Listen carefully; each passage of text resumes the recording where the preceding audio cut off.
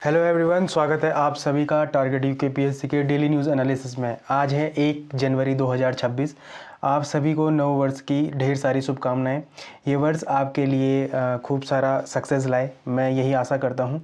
ठीक है, तो आज है 1 जनवरी और आज हम देखेंगे कुछ इंपॉर्टेंट न्यूज़। 31 दिसंबर जो 2025 था, मतलब पिछले साल की न्यूज़ भी कुछ हैं इसमें, 2-3 इंपॉर्टेंट न्यूज़ हैं, वो भी देखेंगे। आज इस लेक्चर में बहुत सारी नई चीज़ें को इंक्लूड किया गया है। ठीक है, मुझे लगता है कि जो हमारा पेपर है कई बार वन लाइनर बेस भी हो जाता है करंट अफेयर में, तो इस बार मैंने अब सोचा है कि आज से जो भी लेक्चर आएगा उसमें उस दिन का वन लाइनर करंट अफेयर भी ऐड किया जाएगा। और जो हम डेली करते हैं, जो बड़े टॉपिक्स होते हैं, जो प्री के एस्पेक्ट से, जो मेंस और हमारे इंटरव्यू के एस्पेक्ट्स होते हैं, वो टॉपिक्स को बड़े डिटेल में डिस्कस किया जाएगा। जो वन लाइनर फैक्ट होंगे उनको भी लाया गया है आज। यहाँ पर आप देख सकते हैं वन लाइनर फैक्ट भी है। तो सबसे पहले वही करेंगे हम जो हमारा रोज़ का होता है, यस्टरडे क्वेश्चन करेंगे, फिर वन लाइनर करेंगे। ठीक है, फिर आज एक चीज़ और इंक्लूड हुई है, वो है जो हमारे ऑर्गेनाइजेशंस होते हैं। ठीक है, चाहे हमारे वो इंटरनेशनल ऑर्गेनाइजेशन हो, चाहे हमारे रीजनल ऑर्गेनाइजेशन हो, पर आज हम जो शुरुआत करेंगे वो आज सबसे पहले हम शुरुआत करेंगे अपने रीजनल जो हमारी ऑर्गेनाइजेशन है सार्क से शुरू करेंगे। और जो ये हमारा क्या है, जो पीसीएस का जो सिलेबस है, ये उसी की कटिंग है। ठीक है, जो सिलेबस है हमारा, तो हम इसी कटिंग के हिसाब से हम सारे ऑर्गेनाइजेशंस को क्या करेंगे, कंप्लीट करेंगे। उसके बाद ये काम करेंगे कि जब ये ऑर्गेनाइजेशन सारी हो जाएंगी तो एक कंपाइल वीडियो बना के सारी ऑर्गेनाइजेशन को मैं आपको दे दूंगा। ठीक है, पर इस लेक्चर में भी रोज़ रोज़ मतलब जो हमारी कंसिस्टेंसी होती है वही हमारी सक्सेस ऑफ की होती है, मेरा ये मानना है। तो मैं आपसे ये उम्मीद करूँगा कि जो भी लोग इस लेक्चर को ले रहे हैं वो इस लेक्चर को इस तरीके से लें कि वो इस लेक्चर से अपना पेपर निकालना सुनिश्चित कर सकते हैं, प्री और एज वेल एज मेंस का भी।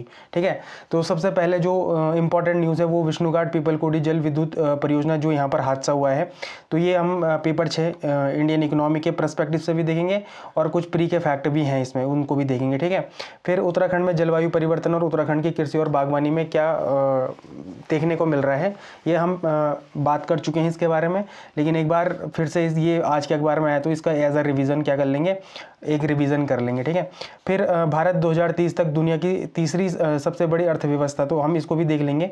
ये उत्तराखंड के पेपर 5, मतलब जो हम ये उत्तराखंड के पेपर 5 नहीं, ये उत्तराखंड का जो जो पीसीएस का पेपर 3 है, अर्थव्यवस्था, उससे रिलेट करता है।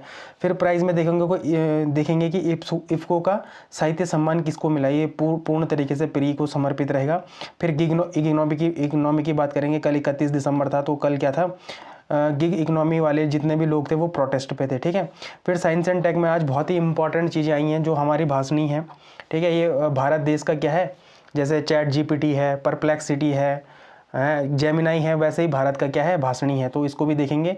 फिर S-350 विथ याज जो मिसाइल सिस्टम है, इसको भी देखेंगे, ये रसिया का सिस्टम है, इसको भी देखेंगे।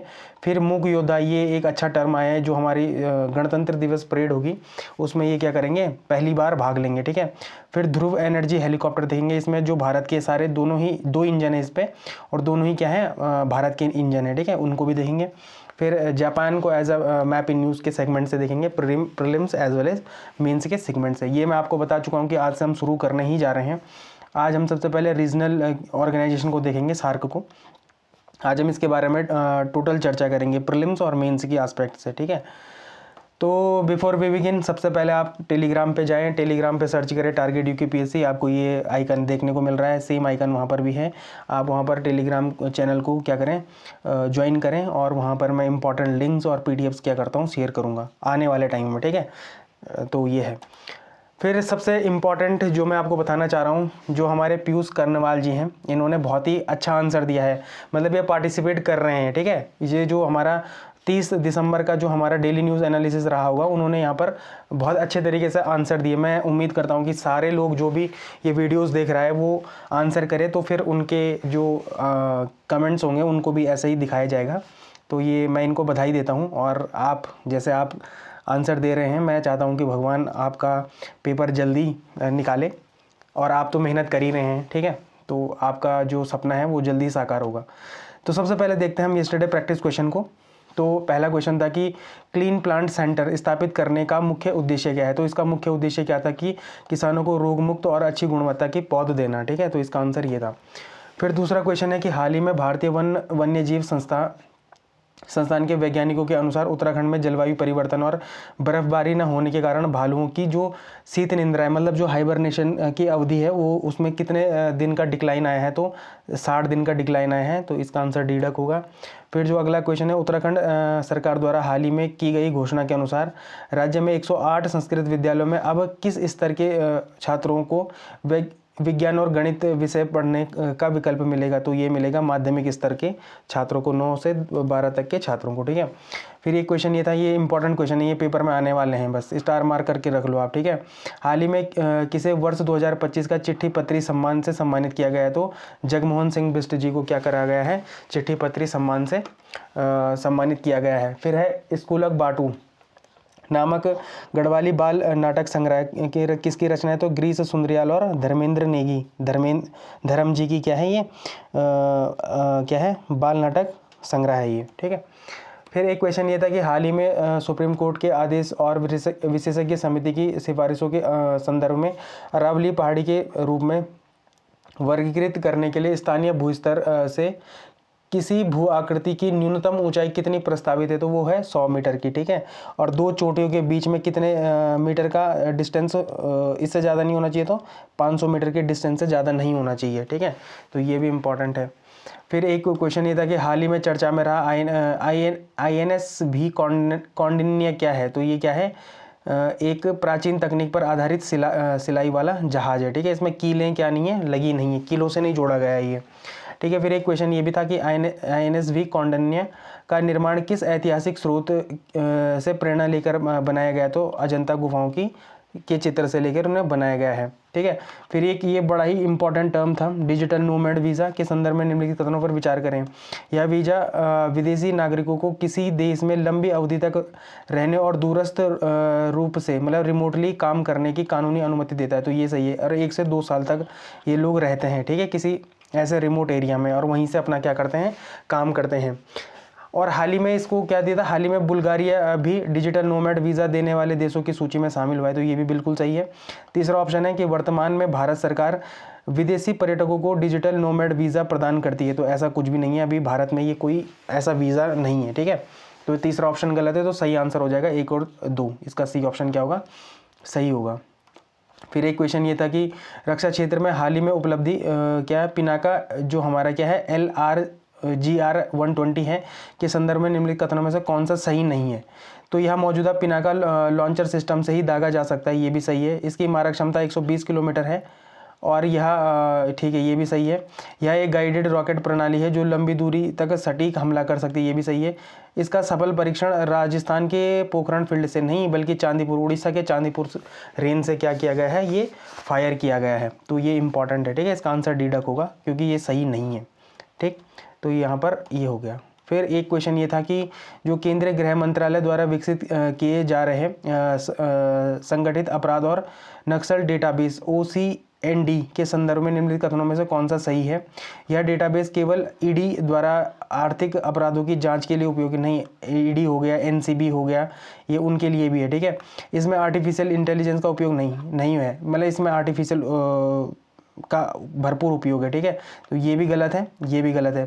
यह डेटा एक एंट्री, मतलब 1 डेटा 1 एंट्री के सिद्धांत पर आधारित है और इसमें टैटू और नसों जैसे हार्ड बायोमेट्रिक्स भी शामिल हैं। तो ये भी सही है, ये सही है, मतलब ठीक है, ये ऑप्शन सही है, ये बिल्कुल सही है। यहाँ पर 1 डेटा 1 एंट्री का सिद्धांत पर ये आधारित है और इसमें क्या है, हार्ड बायोमेट्रिक भी शामिल है। तो ये ऑप्शन सही है, इसका सी ऑप्शन सही है, ठीक है। ये क्वेश्चन आने के चांसेस पूरे हैं। फिर थोड़ा वन लाइनर देख लेते हैं। तो ये बड़ा इंपॉर्टेंट है कि इजराइल सोमालीलैंड को स्वतंत्र और संप्रभु राज्य के रूप में आधिकारिक रूप में मान्यता देने वाला पहला देश बन गया। ये बहुत इंपॉर्टेंट न्यूज़ है, ये आपके पेपर में सीधे वन लाइनर में आ जाएगी, ठीक है। जो मतलब सोमालीलैंड है ना, जो हॉर्न ऑफ अफ्रीका में, जो वहाँ पर सोमालिया है उसी के ऊपर में है ये, ठीक है। इसको याद रखना, सोमालीलैंड, ठीक है। और इसको अभी किसने आधिकारिक रूप पर संप्रभु राज्य बोला है, तो इजराइल ने बोला है। तो ये इंपॉर्टेंट है। फिर दूसरा है भारत दुर्लभ पृथ्वी संसाधनों में वैश्विक स्तर पर कितने नंबर पर? तीसरे नंबर पर है। लेकिन नियामक और प्रसंस्करण चुनौतियों के कारण इसका कौन से स्थान, मतलब ये वैश्विक उत्पादन में कितना योगदान देता है? तो 1% से भी कम योगदान देता है, तो ये भी इम्पॉर्टेंट है। फिर तीसरी न्यूज़ है जो उपराष्ट्रपति सीपी राधाकृष्णन ने भारत में पिछले एक दशक के आर्थिक परिवर्तन पर आधारित एक पुस्तक का विमोचन किया। उस पुस्तक का नाम क्या है? तो economic empowerment of Bharat in the Modi era. तो ये पूछा जा सकता है क्वेश्चन कि economic empowerment of Bharat in the Modi era की पुस्तक का अनावरण किसने करा? तो हमारे उपराष्ट्रपति जी ने करा है। फिर है 2 बार ओलंपिक पदक विजेता पीवी सिंधु को 2026 से 2029 तक, ठीक है, के लिए BWF एथलीट्स कमीशन की अध्यक्ष चुना गया है। तो ये भी इंपॉर्टेंट क्वेश्चन है। यहाँ पर जो सबसे 2 इंपॉर्टेंट न्यूज़ हैं, एक ये वाली है, एक ये वाली है, ठीक है। फिर भारत 2025 में $4.18 ट्रिलियन की नाममात्र GDP के साथ जापान को पीछे छोड़ते हुए चौथे नंबर पर आ चुका है। चौथी सबसे बड़ी अर्थव्यवस्था है, ठीक है। फिर छठवां है कि चीन ने ताइवान के चारों ओर जस्ट मिशन 2025 नामक बड़े सैन्य अभ्यास की शुरुआत करी है। तो ये भी इम्पॉर्टेंट है। ये पूछा जा सकता है कि जस्ट मिशन 2025 किसका सैन्य अभ्यास है? तो ये चाइना का है। और किसको घेरा है चाइना ने? तो ताइवान को घेरा है, ठीक है। फिर 30 वर्षों बाद गुजरात ने भारत में टाइगर मैप की वापसी की है, जहां रतन महल वन्यजीव अभयारण्य में बाकी मौजूदगी के जो नेशनल टाइगर कमीशन अथॉरिटी है उसने इसकी पुष्टि करी है, ठीक है। तो ये इंपॉर्टेंट है। तो ये मतलब ये था कि अभी तक गुजरात में क्या नहीं था? टाइगर नहीं थे। लेकिन अब जो रतन महल वाइल्ड जो वन्यजीव अभयारण्य है, यहाँ पर क्या आ चुके हैं? टाइगर आ चुके हैं। तो ये आपके क्वेश्चन में बन सकता है कि रतन महल वन्यजीव अभयारण्य कहाँ है? तो ये कहाँ है? गुजरात में है। तो ये इंपॉर्टेंट है। तो सबसे पहले उत्तराखंड न्यूज़ की बात कर लेते हैं। अभी हमने वन लाइनर देख लिया, अब देख लेते हैं उत्तराखंड न्यूज़, ठीक है। ये बड़े एस्पेक्ट में बड़ी इंपॉर्टेंट है आपके GS पेपर जो हमारा 6 है, ठीक है। उत्तराखंड का इकोनॉमिक्स वहाँ के लिए बड़ा इंपॉर्टेंट है। तो विष्णुघाट पीपलकोटी जल विद्युत परियोजना, तो कुछ प्रीलिम्स के फैक्ट देख लेते हैं। परियोजना का नाम क्या है? विष्णुघाट पीपलकोटी जल विद्युत परियोजना, ठीक है। कौन सी नदी पर है? तो अलकनंदा नदी पर है। कौन से जिले में? तो चमोली जिले में। क्रियान्वयन एजेंसी कौन है? तो THDCIL है, मतलब Tehri hydro development corporation India limited है, ठीक है।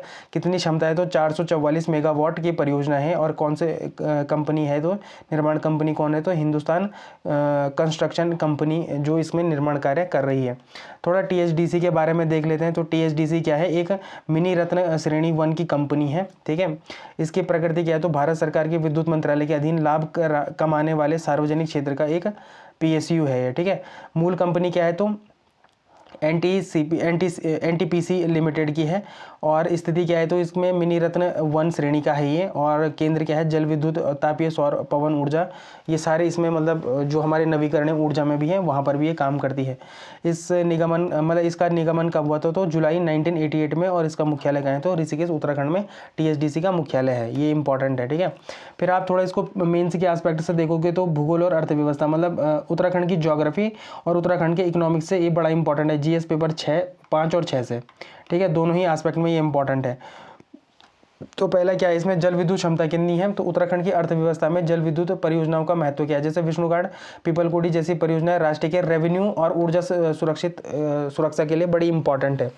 ये कौन से प्रोजेक्ट के हिसाब से काम करे? तो रन ऑफ द रिवर मतलब इसमें क्या होता है कि चलती हुई जो नदियाँ होती हैं उन्हीं में क्या बनाया जाता है? लाइट, मतलब जो ऊर्जा का निर्माण किया जाता है। और जो उसमें पानी फिर यूज़ होता है फिर उसको रिवर में ही छोड़ दिया जाता है, ठीक है। तो ये इंपॉर्टेंट है। Run of the river project आपको पता होना चाहिए कि क्या होता है, ठीक है। फिर आपदा प्रबंधन से भी बड़ा इंपॉर्टेंट है कि हिमालय पारिस्थितिकी और सुरक्षा, हिमालय जैसे कच्चे पहाड़ में सुरंग निर्माण की एक चुनौती है। सिलक्यारा टनल हादसे के बाद पीपलकोटी टनल हादसा सुरक्षा मानकों पर सवाल उठाता है। तो ये इंपॉर्टेंट है, ठीक है, जो डिजास्टर मैनेजमेंट वाले आस्पेक्ट से है ये। फिर जो औद्योगिक उत्पाद है जो मानवीय भूल पर आधारित थी, ये पूरी की मानवीय भूल के वजह से ही क्या हुआ था? यहाँ पर हादसा हुआ था। और ये GS पेपर 4 मतलब इथिक्स और गवर्नेंस से भी कहाँ पर कनेक्ट कर सकते हैं? तो जवाबदेहिता, मतलब अकाउंटेबिलिटी पर आप इसको क्या कर सकते हैं? कनेक्ट कर सकते हैं कि दुर्घटना के बाद जांच समिति का गठन और लापरवाही के लिए ऑपरेटर को हटाना, यह एक प्रशासनिक जवाबदेही और त्वरित कार्रवाई का क्या है? एक अच्छा एग्जाम्पल है, ठीक है। तो ये आपके लिए क्वेश्चन है। मैं उम्मीद करता हूँ जैसे पिछले उसमें एक एस्पिरेंट ने आंसर किए थे, मैं चाहता हूँ कि आप सब लोग इसमें क्या करें? पार्टिसिपेट करें, ठीक है। फिर दूसरी जो न्यूज़ है, जलवायु परिवर्तन का उत्तराखंड कृषि और बागवानी पर क्या इफेक्ट पड़ेगा, ठीक है। तो ये हम बहुत बार इसको क्या कर चुके हैं, कवर कर चुके हैं, पर एक बार आप रिवीजन के तौर पे भी देख लो इसको। प्रीलिम्स में क्या है, देखो पश्चिमी विक्षोभ, ठीक है। तो जो हमारा भूमध्य सागर है वहाँ से क्या चलता है, पश्चिमी विक्षोभ के पवनें चलती हैं, ठीक है, जो हमारे पूरे उत्तर भारत में क्या करती है, बारिश और बर्फबारी का कारण बनती है। लेकिन इस बार वो कमजोर है, तो इस वजह से यहाँ पर बारिश नहीं हो रही है, ठीक है। आंकड़ों के हिसाब से देखें तो 2016 से 2025 तक दिसंबर में 0 mm बारिश हुई है। ये जलवायु परिवर्तन में सबसे बड़े बदलाव को क्या करता है, बताता है, ठीक है। फिर रबी क्रॉप्स के बारे में, जैसे गेहूं, सरसों, जो दाल की बुआई होती है वो रबी की फसलें, और इन जो रबी की फसलें होती है ना, इनके लिए क्या इंपॉर्टेंट है, कम तापमान और थोड़ी नमी की आवश्यकता होती है। तो दोनों ही यहाँ पर दिक्कत में है। फिर चिलिंग आवर, आपको पता ही है कि सेब को पकने में, इन सेब की जो पौध होती है उसको पकने में जो सबसे इम्पोर्टेंट 25 दिन का पीरियड होता है, वो चिलिंग आवर का कॉन्सेप्ट होता है, ठीक है। तो ये इंपॉर्टेंट है चिलिंग आवर। फिर पर्यावरण और स्वास्थ्य, तो क्या हो रहा है कि देखो बारिश न होने के कारण हवा में प्रदूषण के कारण जो हमारे PM है, PM 2.5 और PM10, ठीक है, ये इनकी क्या हो रही है, अब लगातार बढ़ोतरी हो रही है, स्मॉग देखने को मिल रहा है, ठीक है। इनसे गंभीर बीमारियों का खतरा हो रहा है। तो ये आप इसको क्या कर सकते हैं, आपदा प्रबंधन और स्वास्थ्य वाले पेपर में केस स्टडी के जैसे इसको आप कनेक्ट कर सकते हैं, ठीक है। फिर ये आपके लिए एक क्वेश्चन है, आप इसका आंसर क्या कर सकते हैं, कमेंट सेक्शन में कर सकते हैं। फिर उत्तराखंड की जो रजत जयंती थी 2025 की, क्या क्या उपलब्धियां थी, यहाँ पर एक आर्टिकल था, यहाँ पर सरकार के द्वारा बताया गया था कि रजत जयंती 2025 की क्या क्या उपलब्धियां थी। तो सबसे पहले UCC था, जो GS पेपर 1 है, GS पेपर 2 है हमारा, वहाँ पर जो राज्य व्यवस्था और शासन है, और GS पेपर 5 है, ठीक है, ये यहाँ पर के लिए इंपॉर्टेंट हो जाता है। तो UCC, उत्तराखंड देश का पहला राज्य बना है जो UCC लागू किया है जिसने, ठीक है। 27 जनवरी 2025 को ये लागू भी हो गया, और 27 जनवरी को ही हम क्या मनाते हैं, UCC दिवस भी मनाते हैं, ठीक है। तो ये इंपॉर्टेंट हो जाता है। प्रभाव क्या है, अब तक 3.79 लाख विवाह पंजीकृत हो चुके हैं। अल्पसंख्यक शिक्षा विधेयक, मतलब जो मदरसे हैं और अल्पसंख्यक संस्थानों के लिए प्राधिकरण गठित किया गया है, ठीक है। ऑपरेशन कालनेमी के बारे में आपको पता होगा कि यह धर्म और आस्था की आड़ में पाखंड और ठगी को रोकने के लिए चलाया गया अभियान था। इसमें कितने मुकदमे हो चुके हैं, तो 724 मुकदमे दर्ज भी किए जा चुके हैं, ठीक है। और अवैध रूप से रह रहे यहाँ पर 19 बांग्लादेशियों को क्या किया गया है, गिरफ्तार भी किया गया है। तो ये इंपॉर्टेंट है। फिर यहाँ पर उत्तराखंड के एस्पेक्ट से, जो उत्तराखंड में अर्थव्यवस्था के एस्पेक्ट से भी आप इसको कनेक्ट कर सकते हैं GS पेपर 6 के एस्पेक्ट से, ठीक है। तो जो बजट है इसमें क्या है कि सरकार ने पहली बार 1 लाख करोड़ रुपए के से अधिक का बजट क्या किया था, इस बार तैयार किया था, जो अपना बजट था, ठीक है, इस बार। तो ये इंपॉर्टेंट है। फिर यहाँ पर सरकार ने बताया अवसंरचना और पर्यटन में क्या है, जैसे रोपवे में क्या है कि केंद्रीय कैबिनेट ने सोनप्रयाग और केदारनाथ रोपवे को क्या दे दी गई है, मंजूरी दे दी है, ठीक है। फिर शीतकालीन पर्यटन, जैसे हर्षिल में प्रधानमंत्री के आह्वान के बाद विंटर टूरिज्म में बढ़ा, और घाम तापो जैसे योजनाएं भी चलाई जा रही हैं, ठीक है, उत्तराखंड गवर्नमेंट के हिसाब से, ठीक है। फिर साहसिक खेल, पिथौरागढ़ में 14,500 फीट की ऊंचाई पर हाई एल्टीट्यूड अल्ट्रा मैराथन, जो अक्टूबर का मंथली करंट अफेयर, उसमें हमने इसको क्या करा है, कवर करा है। मैं 22 दिसंबर से ही 11 दिसंबर से लेक्चर बना रहा हूँ, लेकिन ये अक्टूबर की न्यूज़ है, ठीक है। और मैंने ये जो मंथली करंट अफेयर है उसमें इसको कवर किया, तो आप इसको वहाँ पर पढ़ लेना। ये यहाँ पर से स्टेटमेंट वाले क्वेश्चन बनना इंपॉर्टेंट है, यहाँ पर बन सकते हैं, ठीक है। तो ये इंपॉर्टेंट है। फिर ऋषिकेश में 100 करोड़ की लागत से क्या बना है, राफ्टिंग बेस स्टेशन बना है, तो ये भी इंपॉर्टेंट हो जाता है, मतलब काम शुरू हुआ है इसमें, ठीक है। फिर खेल था, तो 38वां जो राष्ट्रीय खेल था, वहाँ पर उत्तराखंड ने पदक तालिका में कौन सा स्थान हासिल किया, तो 7वां स्थान हासिल किया है। और कितने पदक मिले हैं, तो 103 पदक मिले हैं, ठीक है। तो यहाँ पर आपके लिए क्वेश्चन है, आप इस क्वेश्चन का आंसर क्या कर सकते हैं, कमेंट सेक्शन में दे सकते हैं। फिर कुछ नेशनल और इंटरनेशनल न्यूज़ के बारे में देख लेते हैं कि भारत 2030 तक दुनिया की तीसरी सबसे बड़ी अर्थव्यवस्था, कैसे, कुछ प्रीलिम्स के फैक्ट हैं इसमें, जैसे भारत 2030 तक दुनिया की तीसरी सबसे बड़ी अर्थव्यवस्था बनने की ओर अग्रसर है। वर्तमान स्थिति क्या है, तो भारत जापान को छोड़कर चौथी सबसे बड़ी अर्थव्यवस्था का स्थान प्राप्त कर चुका है। अर्थव्यवस्था का आकार क्या है, तो भारत की GDP वर्तमान में 4.18 ट्रिलियन अमेरिकी डॉलर हो चुकी है, ठीक है। GDP की वृद्धि दर क्या है, तो वित्त वर्ष 2025-26 की दूसरी तिमाही में भारत की वास्तविक GDP वृद्धि दर कितनी थी, तो 8.2 रही है। ये बड़ा इंपॉर्टेंट है, ठीक है। ये ये नवंबर के न्यूज़ में द हिंदू में पढ़ा था मैंने इसको, और ये बड़ा इंपॉर्टेंट था, ठीक है। अभी आगे अगर ये आगे आता है तो मैं आपको इसमें डिटेल्ड में बताऊंगा। और ये GS पेपर 3 के लिए बड़ा इंपॉर्टेंट है। ये जो फैक्ट है ना, ये जीएस पेपर 3 के लिए बड़ा इंपॉर्टेंट है। तो वहाँ पर देखेंगे हम इसको, क्योंकि इस बार क्या हुआ था कि अमेरिका ने भारत पर 50% टैरिफ भी लगाई है, उसके बावजूद हमने जीडीपी में 8.2 की वृद्धि हासिल करी है। ये बहुत इंपॉर्टेंट होता है, ठीक है। तो ये इंपॉर्टेंट है, तो इसमें कभी आगे बात करेंगे, ये बड़ा इंपॉर्टेंट फैक्ट भी है और मुद्दा भी है, ठीक है। फिर वैश्विक रैंकिंग में भारत में अमेरिका पहले और दूसरे नंबर पर कौन है? चीन है। तो भारत 4वें नंबर पर पहुंच चुका है, तो ये इंपॉर्टेंट है। फिर महत्वपूर्ण शब्दावली भी थी, इसमें कुछ गोल्डीलॉक्स के बारे में आया था। तो ये गोल्डीलॉक्स कई बार ये आपके बार पेपर में आ सकता है, ठीक है, प्रीलिम्स में, और मेंस में आने के तो चांसेस 200% है इसके, ठीक है। तो प्रीलिम्स में भी आ सकता है ये कभी भी आपके पास। तो इसका मतलब क्या होता है गोल्डीलॉक्स के बारे में? तो यह एक ऐसी आदर्श आर्थिक स्थिति होती है, ना तो इसमें महंगाई बहुत अधिक होती है और ना ही इसमें क्या होता है, विकास बहुत धीमा होता है। मतलब देखो, प्रीलिम्स में स्टेटमेंट ऐसे बन के आएंगे आपके पास, ठीक है, कि इसमें क्या होती है, उच्च आर्थिक वृद्धि होती है और कम महंगाई का मेल होता है ये, ठीक है। तो ये इंपॉर्टेंट है, आप इस चीज़ को क्या कर लो, कहीं पे नोट्स बना के रख लो, ठीक है, कि गोल्डीलॉक्स स्थिति में क्या होता है कि उच्च आर्थिक वृद्धि होती है और कम महंगाई का मेल होता है ये, ठीक है। उपयोग क्या है? तो इसे भारतीय अर्थव्यवस्था की वर्तमान चुनौती और संभावना जैसे निबंध और उत्तर में पॉजिटिव एस्पेक्ट में भी आप इसको क्या कर सकते हैं, कोड कर सकते हैं या लिख सकते हैं, ठीक है। जीएस पेपर 3 इकोनॉमी में कैसा उपयोग होगा? तो आर्थिक विकास के रुझान, ठीक है, कि इसमें क्या बोल सकते हैं कि भारत निरंतर जीडीपी में क्या कर रहा है, बढ़त हासिल कर रहा है। जैसे पहले क्वार्टर में 7.4 था, दूसरे क्वार्टर में 8.2 का हमने क्या करा है, उछाल प्राप्त किया है। फिर जो भारत @2030 विजन है, इसमें भी आप कोड कर सकते हैं कि हमको क्या करना है, जर्मनी को भी पीछे छोड़ना है, ठीक है। फिर तुलनात्मक अध्ययन में आप बता सकते हैं कि जैसे विकसित देश है जो हमारे जापान, जर्मनी है, उनकी तुलना भारत के साथ करें तो वर्तमान स्थिति में भारत कितने ट्रिलियन डॉलर की अर्थव्यवस्था बन चुका है? तो 4.18 ट्रिलियन डॉलर की अर्थव्यवस्था बन चुका है। ये आपके पास क्वेश्चन है, ये बहुत अच्छा क्वेश्चन है, मुझे 100% की उम्मीद है कि ये प्रीलिम्स में आ सकता है ये क्वेश्चन, और अब आ सकता है मतलब ये, ठीक है। तो आप इसका आंसर कमेंट सेक्शन में कर सकते हैं। फिर खालिदा जिया जी को देख सकते हैं, ये पुरानी क्या थी, पीएम थी, कहाँ की? बांग्लादेश की। इनकी कल क्या हुई है, मृत्यु हुई है 80 साल की उम्र में, ठीक है। तो इसके एस्पेक्ट से देख लेते हैं, तो पड़ोसी देशों के राजनीतिक इतिहास, तो यहाँ पर बांग्लादेश नेशनल पार्टी था, तो इनके जो पति थे जियाउर रहमान ने ये बीएनपी बनाई थी, बांग्लादेश नेशनल पार्टी बनाई थी। कब बनाई थी? 1978 में। ये यहाँ पर इतना इंपॉर्टेंट नहीं है ये प्री के एस्पेक्ट से, और इसमें भारत और बांग्लादेश के संबंध और डिप्लोमेसी के बारे में है कि कैसे नेबरहुड फर्स्ट पॉलिसी की बात करी गई है, क्योंकि वहाँ पर जयशंकर जी, जो हमारे जयशंकर जी हैं, जो विदेश मंत्री हैं, वो वहाँ पर गए थे, ठीक है। तो ये थोड़ा सा इंपॉर्टेंट है। यहाँ पर डायरेक्ट आपसे अगर प्री में क्वेश्चन बनता है तो खालिदा जिया के बारे में ही पूछ देगा कि कहाँ की ये प्रधानमंत्री बनी थी मतलब ये, तो ये कहाँ की थी? बांग्लादेश की थी। फिर इफ्को साहित्य सम्मान, तो ये बड़ा इंपॉर्टेंट है, ये पूछा भी जा सकता है। प्रमुख सम्मान, तो प्रसिद्ध कथाकार मैत्रेय पुष्पा को क्या मिला है? इफ्को साहित्य सम्मान 2025 से सम्मानित किया गया है। और युवा साहित्य सम्मान, तो युवा लेखिका अंकिता जैन को उनकी पुस्तक ओरे किसान के लिए मिला है, के लिए इफ्को युवा साहित्यिक सम्मान दिया गया है।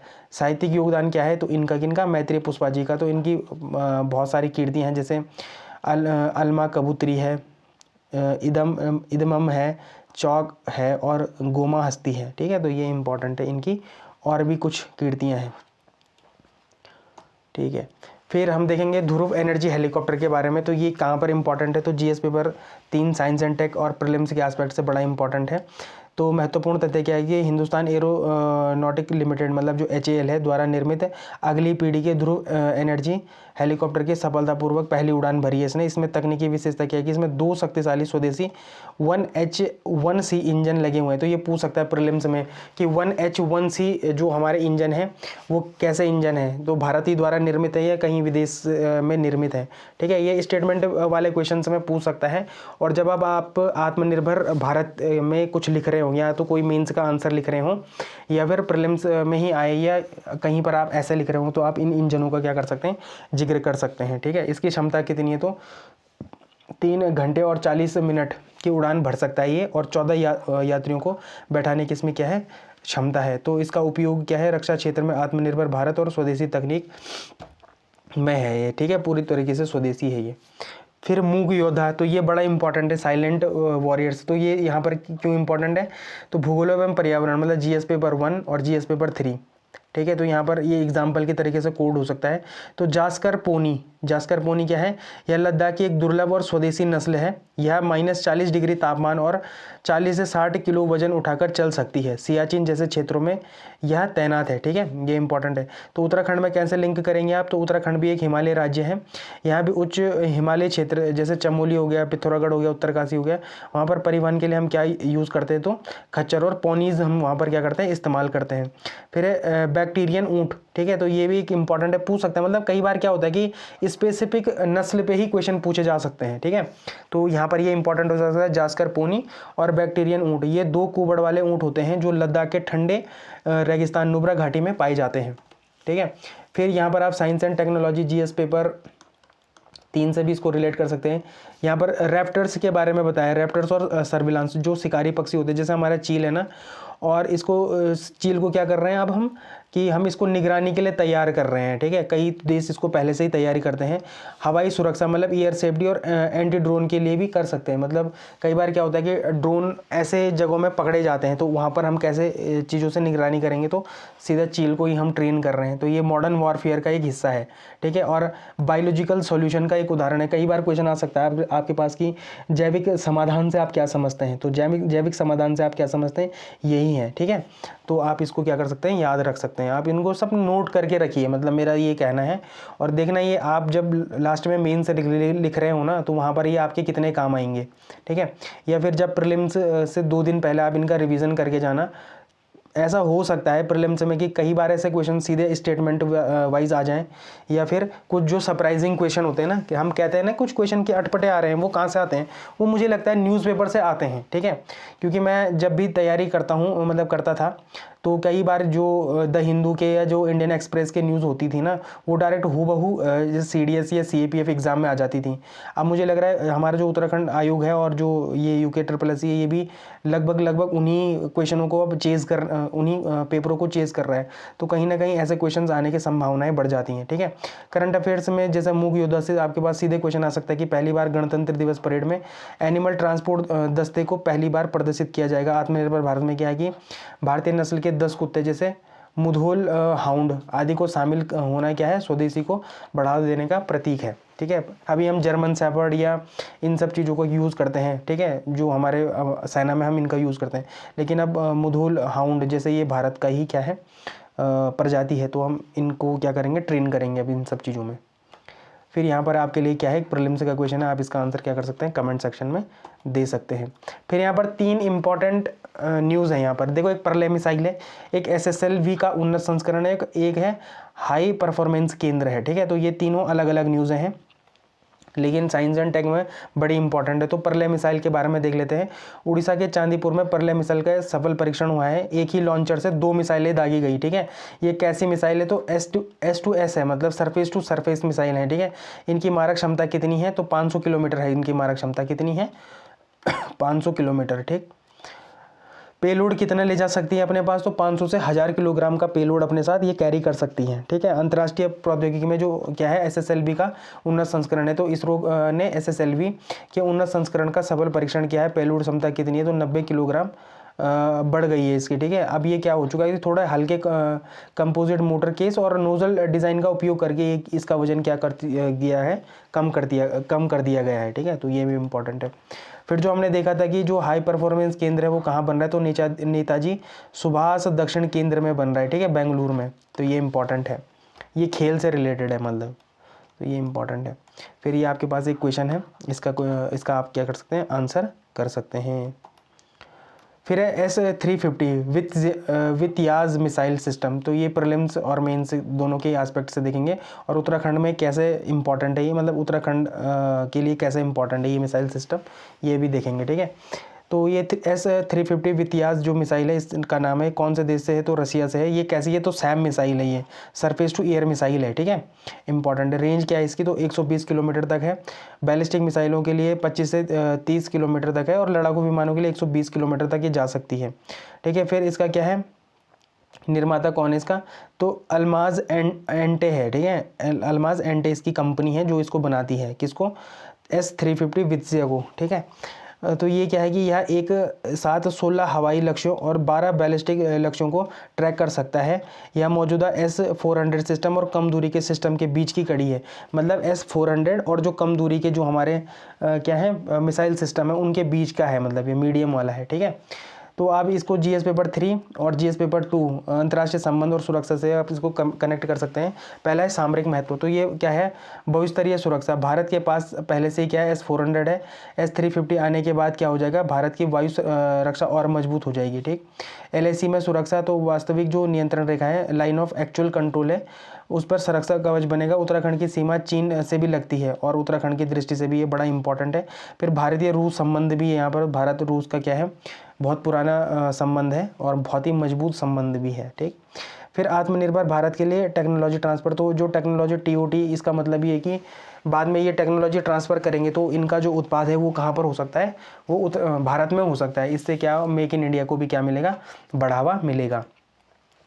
फिर उत्तराखंड के लिए कैसे इंपॉर्टेंट है ये, तो चीन सीमा लगती है उत्तराखंड से, उत्तराखंड के, तो हाईली क्या है यहाँ पर, हाईली मोबाइल सिस्टम है ये, तो ये इंपॉर्टेंट हो जाता है पहाड़ी एरियाज़ के लिए। और इंफ्रास्ट्रक्चर सुरक्षा भी है कि उत्तराखंड में बन रहे हैं स्ट्रेटेजिक रोड्स और प्रोजेक्ट्स की हवाई सुरक्षा के लिए क्या है, एक इम्पॉर्टेंट है। कौन, 350 वित्सिया, ठीक। तो ये इंपॉर्टेंट है S-350 वित्सिया। तो ये आपके पास एक क्वेश्चन है, आप इसका क्वेश्चन का आंसर क्या कर सकते हैं, कमेंट सेक्शन में दे सकते हैं। फिर गिग इकोनॉमी के बारे में देख लेते हैं, जो तो कल था 31 दिसंबर 2025, और कल इनका क्या था, इन्होंने क्या करा था, आवाज़ उठाई थी मतलब अपनी, ठीक है। तो ये इंपॉर्टेंट है। गिग इकोनॉमी के बारे में देख लेते हैं, क्या परिभाषा है। गिग वर्कर वे लोग होते हैं जो पारंपरिक नौकरियां 9 से 5 के बजाय फ्रीलांस या काम के आधार पर टास्क बेस्ड काम करते हैं, जैसे स्विगी हो गया, जोमेटो हो गया, ओला उबर के कर्मचारी हो गए, ये लोग होते हैं। तो आखिरी दिन इनका क्या था, हड़ताल थी, वर्कर्स ने हड़ताल करी थी, ठीक है। तो ये आप कहाँ से कनेक्ट कर सकते हैं, GS paper 3 economic and social development से, और ऐसे राइटिंग में भी आप इसका कोड कर सकते हैं इसको, ठीक है। तो कैसे इंपॉर्टेंट है, तो पहला है कि रोजगार और श्रम मुद्दे हैं इनके, ठीक है, कि इनमें क्या था कि वेतन विसंगति है।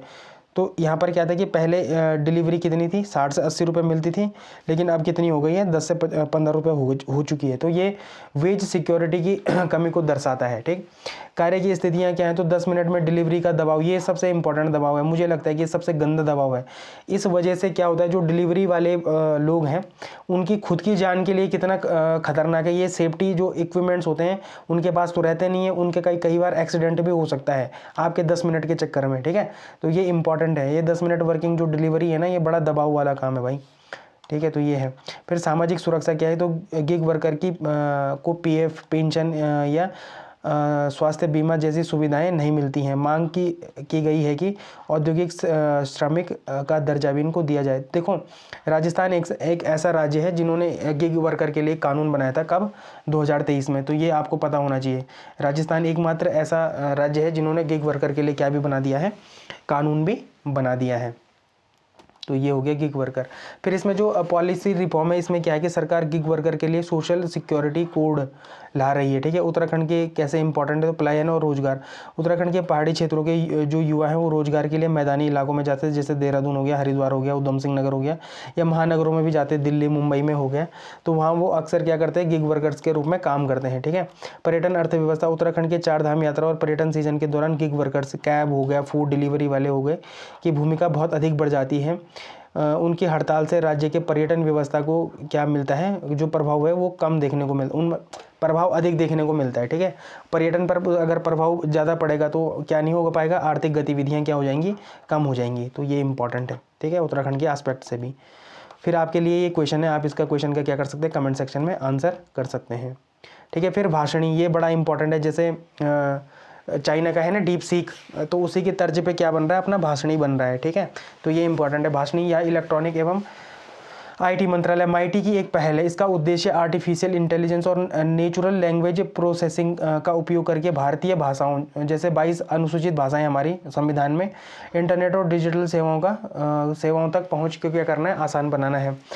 इस बार जो ग्लोबल AI समिट हो रहा है ना, वो 15 फरवरी 2026 को कहाँ आयोजित हो रहा है, तो नई दिल्ली में आयोजित हो रहा है, ये बड़ा इंपॉर्टेंट है। फिर प्रोजेक्ट वाणी, यह गूगल और IISc बेंगलुरु के सहयोग से चल रहा है, जिसका उद्देश्य भारतीय भाषाओं में विविध डेटा को एकत्रित करना है।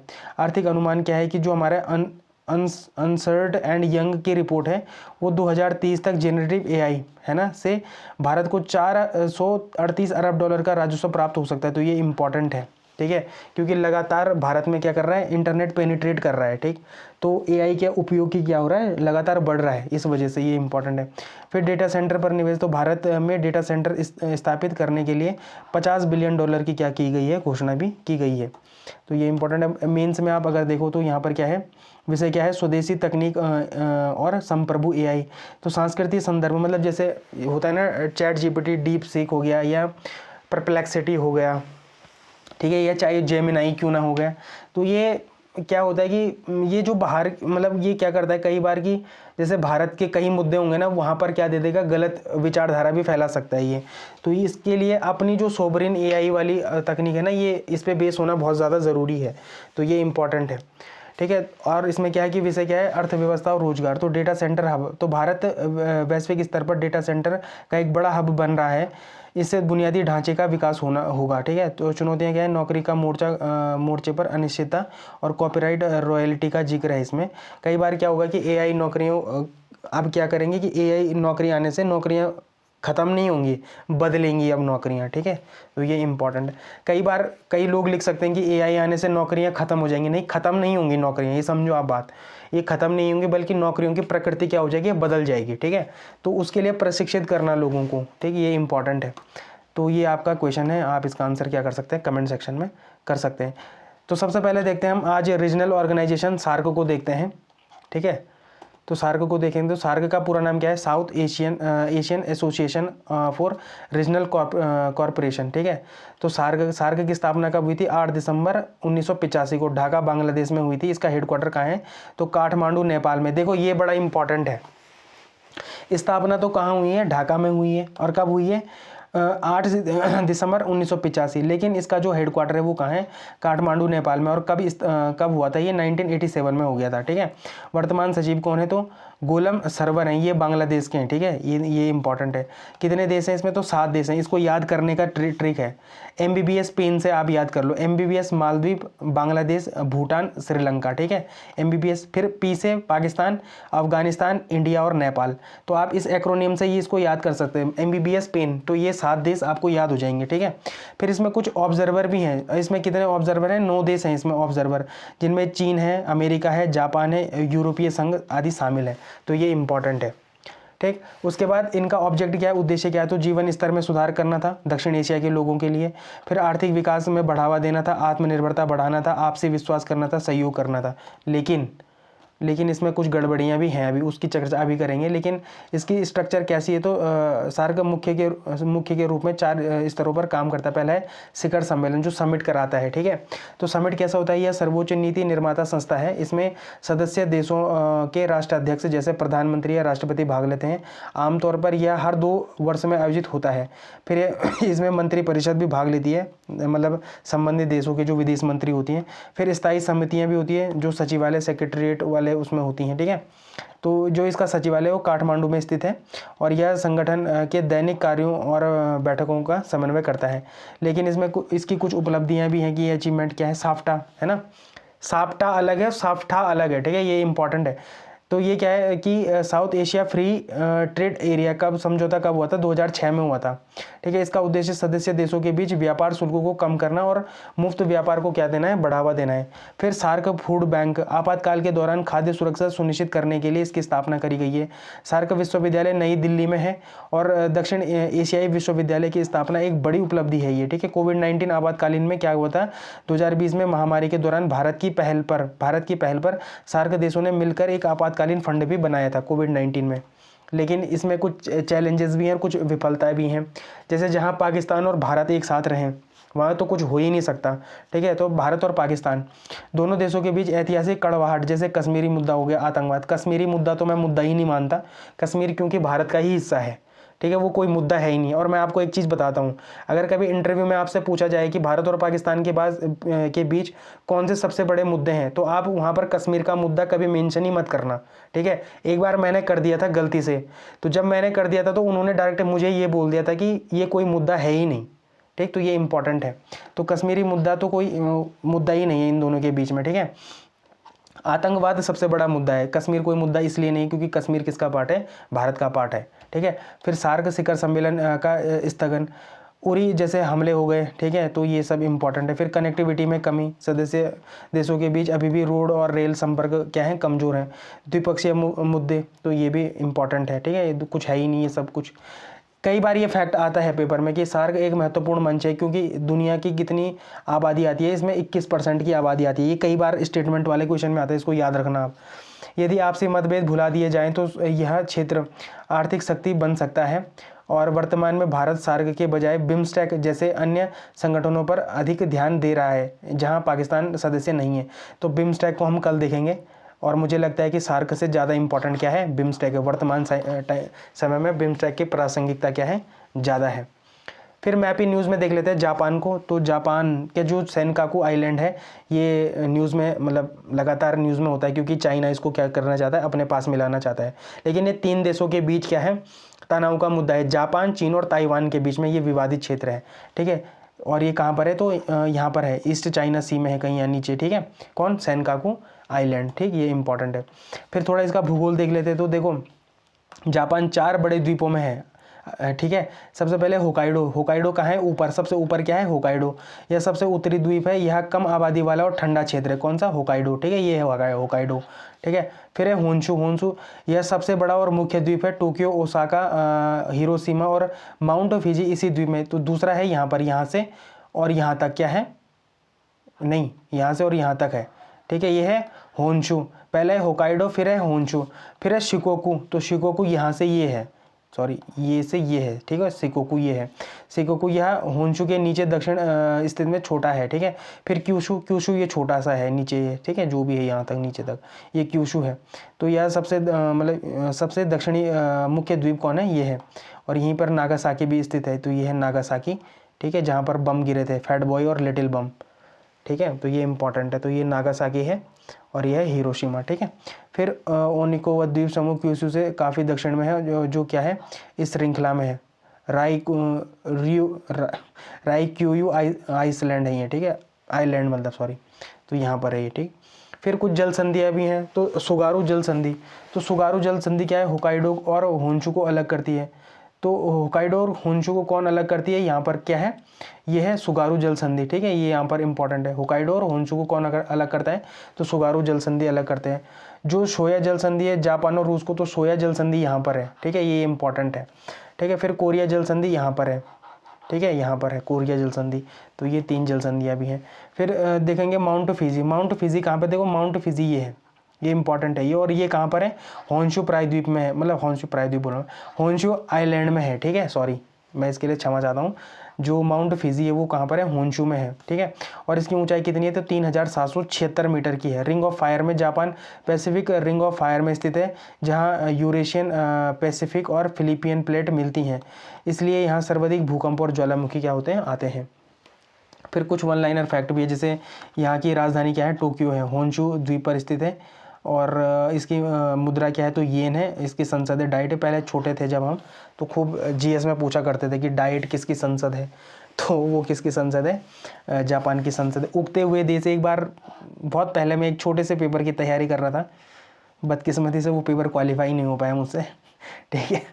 तो उसमें आया था क्वेश्चन कि उगते हुए सूरज को किस देश का उपनाम है, तो मैं उसमें ये भी टिक नहीं कर पाया, आया था। तो ये ऐसा भी हो जाता है कभी कभी, ठीक, क्योंकि जापान में इसे निफोन कहा जाता है। इसका अर्थ होता है सूर्य का स्रोत। तो ये इंपॉर्टेंट है। तो उगता हुआ सूरज भी कैसा कहता है, जापान का उपनाम है उगता हुआ सूरज। तो ये वीडियो यहीं पे ख़त्म होता है। पुनः आपको 1 जनवरी मतलब हैप्पी न्यू ईयर की ढेर सारी शुभकामनाएं, और भगवान आपको खूब सफलता दे।